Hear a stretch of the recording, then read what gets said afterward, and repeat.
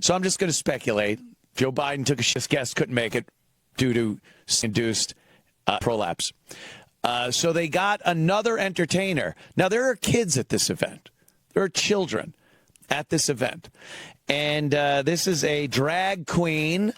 And you know those drag queens have some funny names. Head of lettuce. You bring that up. That could probably be safe, at least as a name, in front of children. The act itself is provocative, and it always involves some innuendo that children should not be privy to. And that's why these drag queen story things are. It's a fetish. It's a thing that you're doing. They always talk about whatever, and it is definitely not entertainment for kids. But this woman, you can't even say her name in front of kids. It is Letta. There's Letta. Yeah. To entertain the kids. Letta Din. All right. Yeah, could we just stop already with this? And again, you know, this is, we bring up the pride flag and how the blue line flag is offensive and hateful.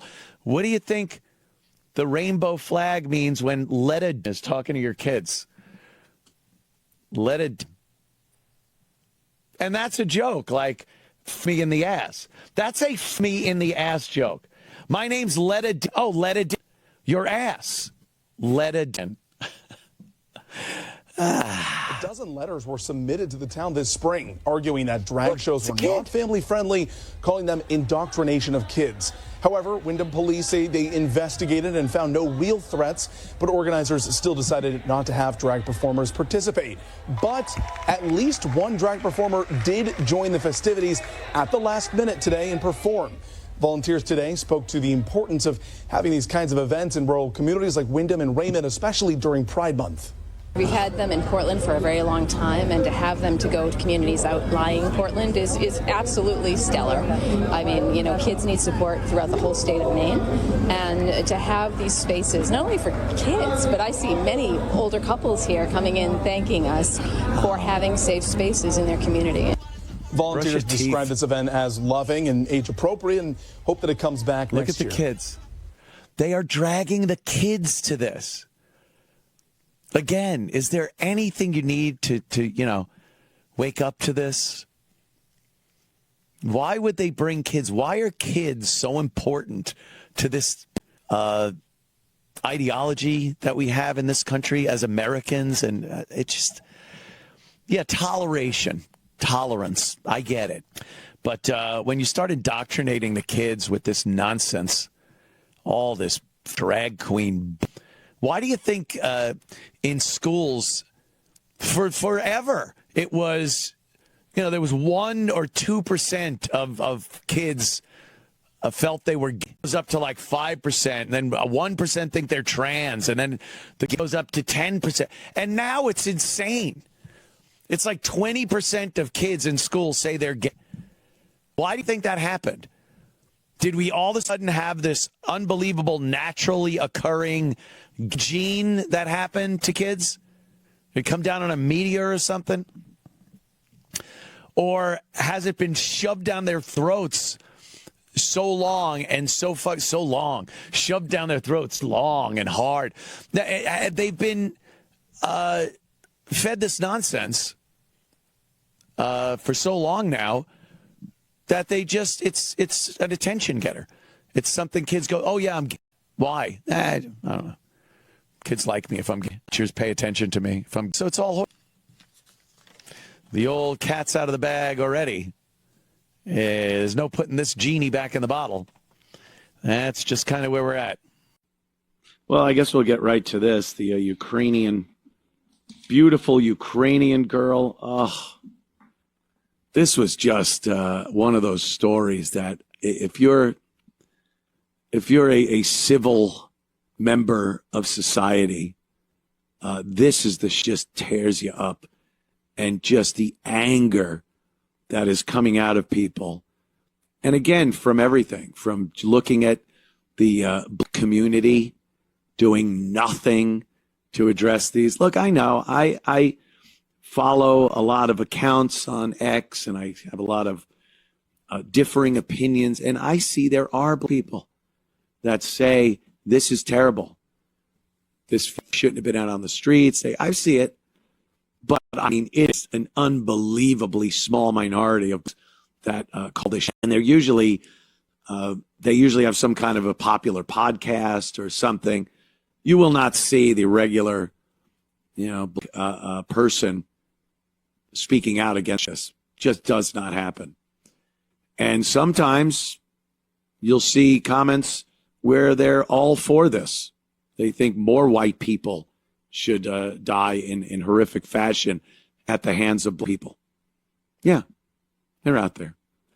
These are the same people telling you that the KKK is still around. What is that? I hear something. Sorry. Lynchings still happen. This that stabbed this girl in the neck on a train. He wasn't supposed to even be on that train.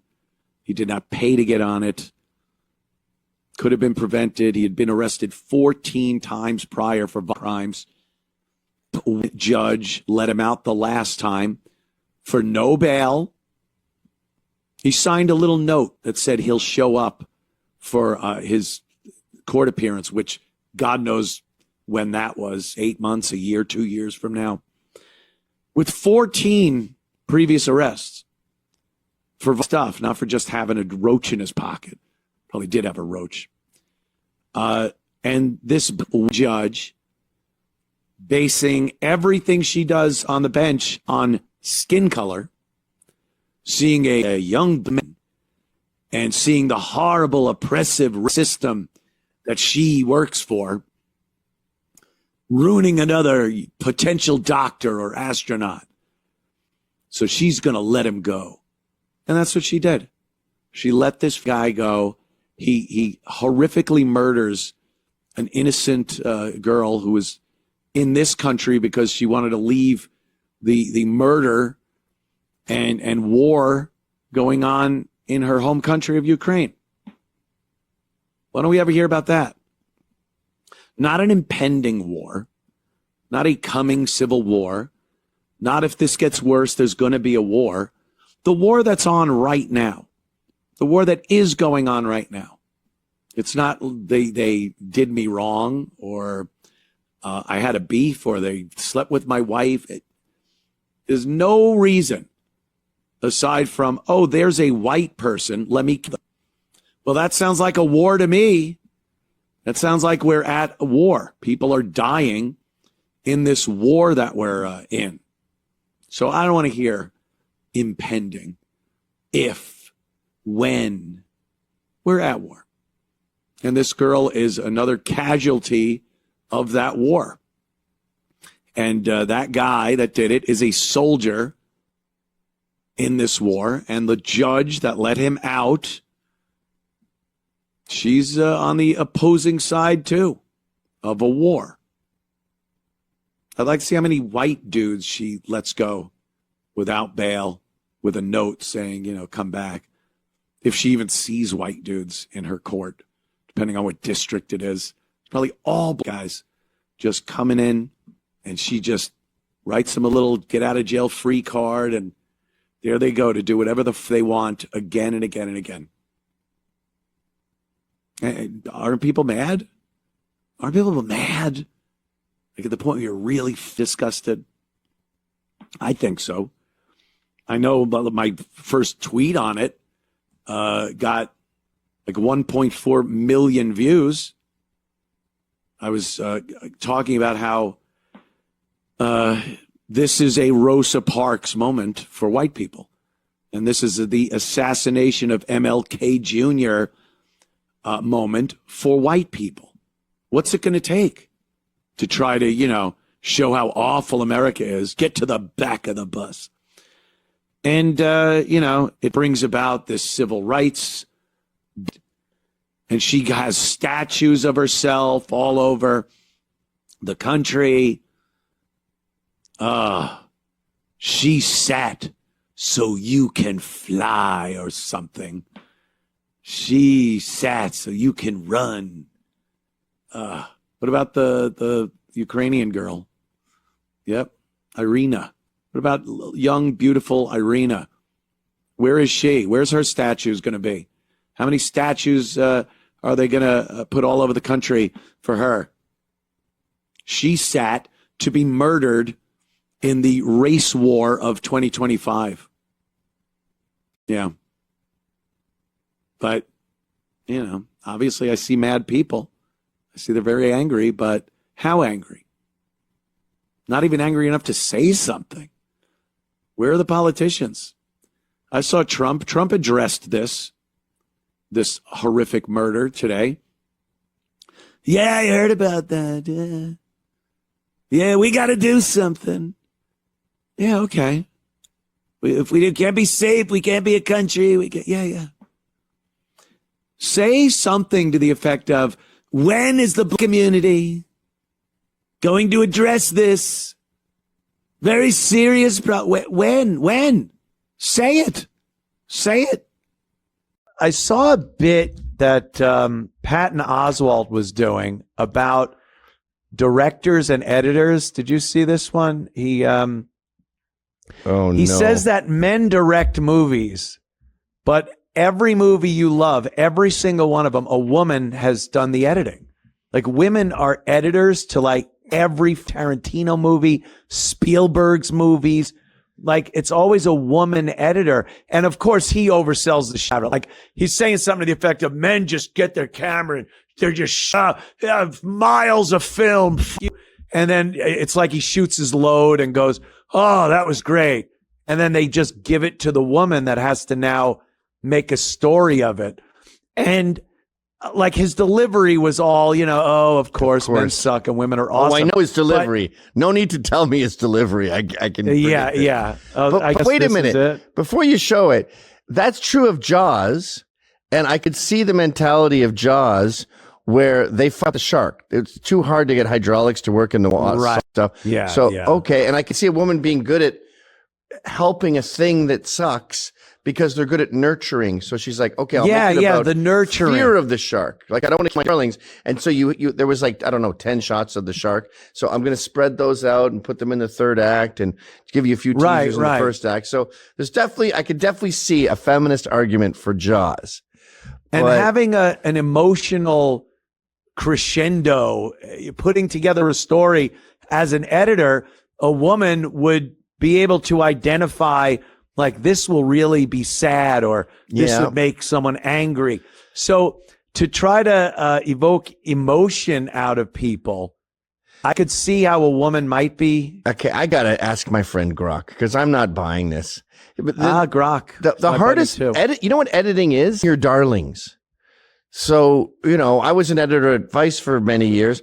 There's a funny paragraph that's really good. It doesn't aid the story. It's a tangent. It's gone. And that's the number one rule of editing, at least English, at least literature. If it can go, it goes. Brevity is wit. You got to keep it short. And what does a movie do? Every movie is a 6-hour movie. And then they whittle it down. They used to whittle it down to an hour and a half. Now they whittle it down to 3 hours. But you're whittling. Women aren't good whittlers. Interesting. What does it say? Let's see. 20% female editors. 20% are women. So he's just wrong. So he's wrong. He's not right. Oh, he's God. cherry-picked a few of his favorite films. He probably started with Jaws, and then I bet okay, so now I guess we can see it, but yeah, yeah. That you love, chances are it was directed by a man, no, edited by a woman, which means a woman directed it. That's what that means. No, it doesn't mean literally, 20%. Name a movie. I'm serious. Star Wars, Pulp Fiction, Jaws, Taxi Driver, Goodfellas, Lawrence of Arabia. Because that's how, look, those are the two. It's a dude with his camera just pointing it everywhere. Just film. Oh my God. He hates 18 men. miles of it. Look at this. Every frame is a painting. Oh my God, I'm making the masterpiece. Oh, I'm done. Yeah. Oh, shut Get out it? of film. Oh man. You see all that film I shot? Shot film everywhere, man. Oh, I'm a genius. I'm a genius. It's all me. I did it myself. Woo! Then the woman's got to show up. We all done, sweetie? Okay. Out you go. Right. I got to make a story out of this Ew. mess. No, we're not gonna release an 18-hour movie, sweetie. No. No. Go have a sandwich. Thank you. I gotta find the story. What a Go traitor. have a sandwich. Like, yes, sweetie. Like the man has to be talked down to and passive aggressive. What a This is a guy who said opioids are cool, and then his wife OD'd. So he's got to get the feminists on his side, or he's going to jail. whoops-a-daisy. But Sean, look that up. Did a woman edit Star Wars, Goodfellas, and Taxi Driver? Yeah, Lucas's wife. It was George Lucas's wife. So he was probably in there over her shoulder the whole time. It's probably another way to make money. I put my wife down as the editor. I do the editing. Oh, there you go. And now it's probably like a tax thing, and I Keep it get in house. Yeah, keep it in house. So That are makes all three of sense. those? Wait, Star Wars would be Lucas's wife. What about Goodfellas and Taxi Driver? Yes, Taxi Driver, yes. What do you mean? Yes, Scorsese's wife. who was she? Yeah, Scorsese's 8-year-old daughter. 20 Thelma, I mean, time this is hard 'cause I'm a acclaimed film editors in history. She won a BAFTA for Goodfellas. What else did she do? Wolf of Yeah, Wall Street. what else okay, did she do? The Irishman. That's Let's see. Raging Bull, The Departed, Wolf of Wall Street, The Irishman. Oh, right. Well, Maria Lucas. That doesn't count, right? George Lucas. You know, it reminds me. Someone pointed out that every woman song, like "I'm a redneck woman" or "I am woman, hear me roar." Yeah. And I've been in bed with kings and I've seen things that a woman. Those are all written by men. But I looked it up, and sometimes it's co-written by a woman, and you go, okay, well, I guess she helped a lot. But then you look at his career, and he wrote like "I Love You," "Yeah, Yeah, Yeah," "Satisfaction," and like 7 other globally famous #1 hits. And then you look at her, and she hasn't written like Gretchen Wilson sings "Redneck Woman." The guy she wrote it with has 1 million hits. She's only ever written that one song. So I think it's a charity they do where they pull you in and say you're the co-writer or the co-editor. Could be wrong. It's like Taylor Swift is the same thing. A bunch of dudes wrote her songs. Right. What are you going to do? And I will say this, being a director is so hard because you have to be an art at once, and you see the shot, and we got the right lighting. Right. You have to know if it's consistent too. Like, sure, there's continuity editors, but you're also like, was this the last time they met? Was it similar to this? Am I overdoing this? Yeah. So you have the art in you. Then you have the nerd going, I need the shot on Anthony, I need the shot on Gavin, and I need the wide. So you have that mental checklist of all the different angles you need. And then you're also the owner of the company where you go, and I always use this example, Eric Stoltz on Back to the Future, where you go, I know we've been shooting for 2 weeks. I don't like you. Yeah, I'm not feeling this. This is not working out. This movie's we got to get Michael J. Fox. So, and that's a man thing to go, you know what? We're crumpling up 2 weeks of film, throwing it in the garbage, Right. and starting from scratch. No woman is ever going to do that. Expensive. Yeah, no woman's going to do that. So, It's also the whole thing is storyboarded out. right. The writer, the director, the guy like George Lucas is the one that storyboarded the whole thing and then shot according to the storyboard for the most part. The editor just doesn't go, oh, I'm going to take this, but I'm going to put it over here down where, I'm going to introduce Luke Skywalker at the end of the movie. Yeah. You got to adhere to what the director's vision was. Dude, this is just like Hidden Figures. They put a man on the moon. No, they were math janitors and they just checked the math. They think it's just like conventions. The guy files a patent for a filament for a light bulb that no one uses. Light bulb. Sorry, it's the weird filament. We don't want it. We have better filaments. Okay, but invented the light bulb because he applied for a patent. And every convention is based on the mistake, the misunderstanding that if you apply for a patent, it doesn't mean anyone used it. Right. You could patent it, and it's a filament. So they went from... I'm copywriting upside down glasses. Everyone wears... It's a success. That's great. Yeah. Man invented upside down glasses. No one used it. Steve Martin in the jerk. How the filament thing went to guy invents the light bulb is really the kind of overreaching stretch that is done with all of these, people invented this, that, or the other thing. When you do the minimal research on it, you realize, oh, I see what happened here. Every time. Did you see that commercial? It was, they built a car without any of the inventions women had made. And so it had no windshield wipers and no side view mirrors and like no brakes, and it had no windshield, and it went backwards and it up. Come on. It always, and then you look into it and it's like, well, a woman suggested windshield wipers, and then she would get out of the car and crank a thing. But no, the windshield wipers you use are invented by men and they actually work. She wanted to see better in the rain. Yeah, anybody could look at a rain-filled windshield. Is this it? Introducing the men's only Ford Explorer with no windshield wipers, no heater, no turn signals. Wait, no rear view mirror?